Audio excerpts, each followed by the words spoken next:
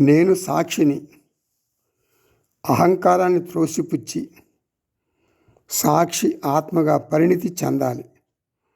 అప్పుడు మరణ భయం ఉండదు, పునర్జన్మ భయం కూడా ఉండదు. మరి అహంకారాన్ని ఎలా వదిలించుకోవాలి? సాక్షిగా ఎలా ఉండాలి? ఇది అంత తేలిక కాదు.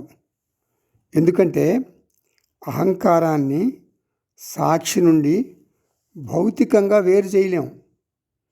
కాబట్టి నీవు జీవించి ఉండగా చిత్తును, చిదాభాసను విడదీయలేవు. వివేకంతో అర్థం చేసుకోవాలి. చిదాభాసను మార్పు చెందే నేనుగా, చిత్తును మారని నేనుగా అర్థం చేసుకోవాలి.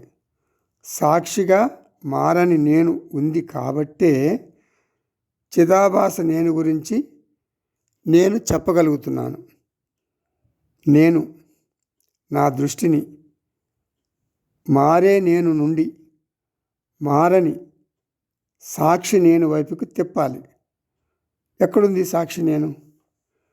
అహంకారం ఎక్కడ ఉంటుందో అక్కడే సాక్షి కూడా ఉంటుంది.